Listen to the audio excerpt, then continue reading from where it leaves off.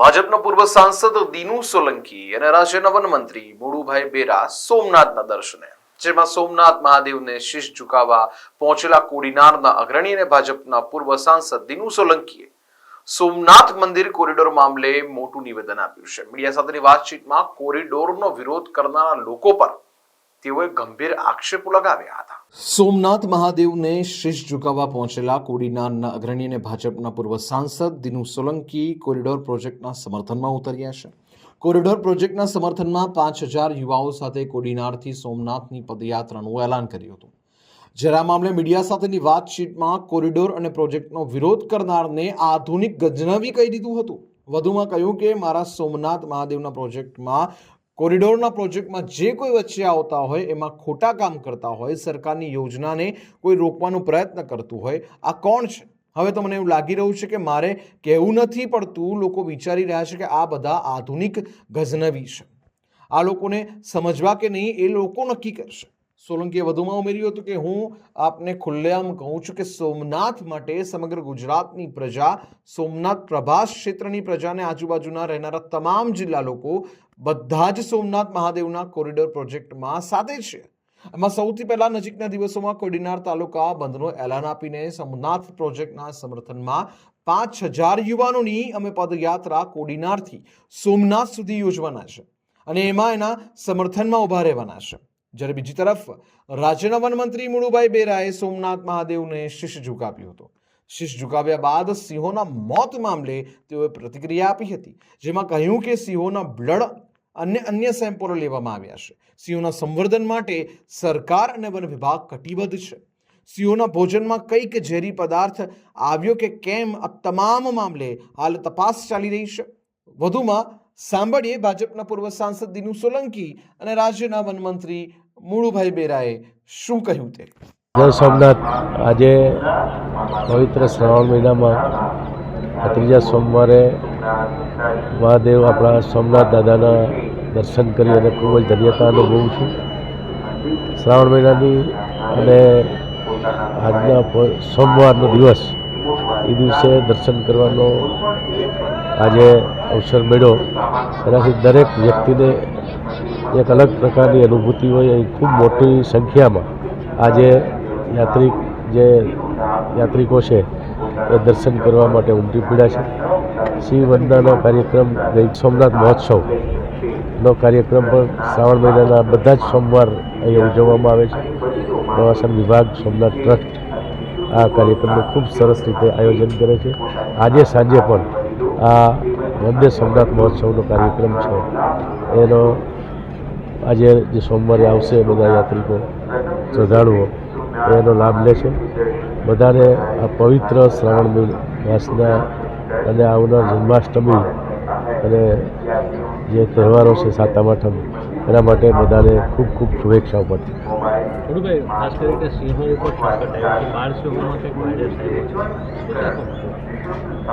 આપણે જે અમરેલી જિલ્લાના જાફરાબાદમાં જે 2-3 જેટલા નાના સિંહ બાળ છે, એને જે રીતના બીમારી હતી અને એના પછી વન વિભાગના અધિકારીઓને ધ્યાનમાં આવ્યું એટલે ત્યાં સ્થાનિક જે 6 જેટલા સિંહ બાળ અને 3 જેટલા છે સિંહણ છે એને ક્વોરન્ટાઇન કરી હતી.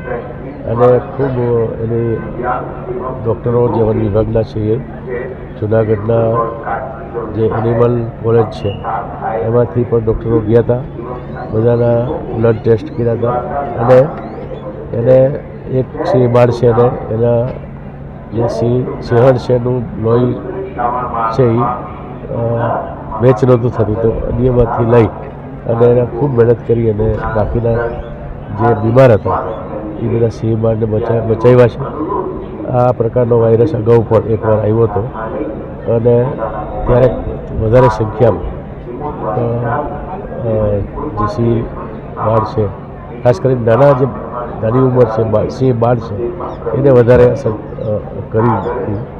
પણ દરેક જગ્યાએ અલગ અલગ જગ્યાએ અત્યારે સતત અમારા PCCF વાઇલ્ડ લાઈફથી માંડીને બાકીના તમામ અધિકારીઓ ફિલ્ડમાં જઈને ટ્રેકર અને બીટગાર્ડથી લઈને બાકીનો સમગ્ર સ્ટાફ છે એની એ બધી જ જગ્યાએ આ પ્રકારનો વાયરસ છે એ બીમારી છે એ બીજે કોઈ સિંહને ન થાય અને એના રક્ષણ માટે સતત વિભાગે એમાં કાર્યવાહી કરી છે અને બાકીના જે હતા બધા સ્ટેબલ થઈ અને એને બચી ગયા છે. તો આ રીતના ક્યારેક આટલો મોટો વન વિભાગ સિવાયના રેવન્યુ વિસ્તારમાં પણ જે સિંહ વિહાર કરે છે એવા ક્યાંક મારણ થયું હોય અને એના કંઈ રોગ નથી, અલગ અલગ પ્રકારનું કંઈ જે રેવન્યુ વિસ્તારમાં છે એ ખૂબ મોટો વિસ્તાર છે. તો સતત આ પ્રકારનું બીમારી ધ્યાનમાં આવે એના માટે વિભાગના અધિકારીઓને મેં કીધું છે કે સતત આપણે દરેક સિંહનું રક્ષણ કરવા માટેની કોઈ કચાશ ન રાખે એ પ્રકારનું કામ વિભાગના અધિકારીઓને કર્યું છે. પવિત્ર શ્રાવણ માસના ત્રીજા સોમવારે હું આજે સોમનાથ દાદાના દર્શન કરવા માટે આવ્યો છું. મને ઘણા બધા મિત્રોએ પણ વાત કરી અને પત્રકાર મિત્રોએ પણ વાત કરી કે સોમનાથના જે વિકાસની વાત છે અને સોમનાથનો કોરિડોર પ્રોજેક્ટ મને પૂછવામાં આવે તો હું તો કહું કે થવો જ જોઈએ. સોમનાથ મહાદેવના સાનિધ્યમાં આ વિસ્તારનો વિકાસ થાય એમાં આપણે બધા પણ સહભાગી થઈએ. હું અહીંયાના પણ પ્રજાજનોને જણાવવા માગું છું કે આપના અહીંયાના સ્થાનિક આગેવાનોને પણ આપ લોકો મળો.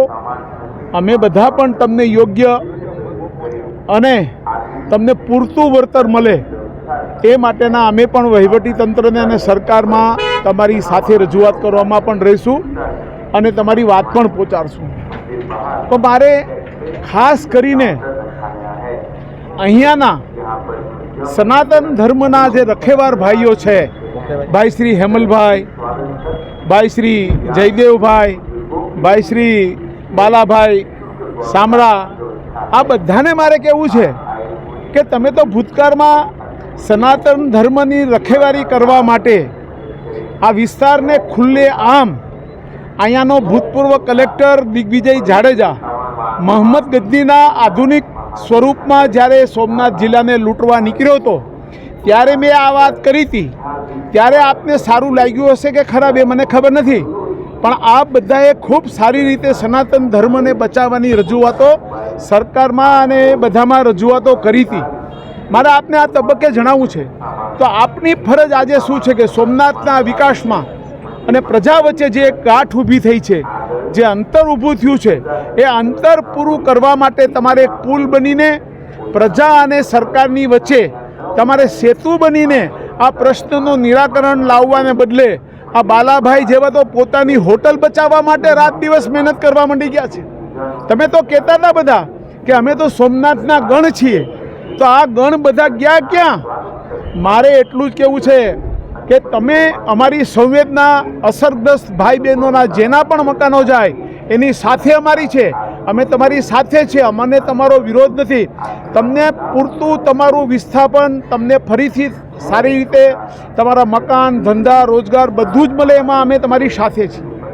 પણ તમને એ કેમ યાદ નથી આવતું પ્રભાસ પાટણની પ્રજાને કે જ્યારે આ વિસ્તારમાં ગરીબ દેવી પૂંજકોના મકાન પડતા હતા, સાધુ સમાજના મકાનો પડતા હતા, ત્યારે કેમ પ્રભાસ પાટણ બંધ ન રહ્યું અને માત્ર આ આગેવાનોની મિલકત અને આગેવાનોની આગેવાની બચાવવા માટે સંપૂર્ણ પ્રભાસ બંધ રહ્યું? એ પણ અમને એનું પણ દુઃખ છે. તમે ગરીબો માટે પણ સંવેદના રાખો, ઉપરવાળો તમારા માટે પણ સંવેદના રાખશે. તમને હજુ એમ હશે કે આ વહીવટી તંત્ર નિષ્ફળ જશે, તમને બધાને એમ હશે અહીંયા બેસેલો આપણો આરઈસી રાજેશ હાલ આ બધું અંદરથી થોડું થોડું બધું ચલાવી રહ્યા છે કે હાલનું વહીવટી તંત્ર આ કોરિડોર પ્રોજેક્ટમાં પાછું પડે અને એને હજી સપના આવે છે ઓલા દિગ્વિજય જાડેજાના.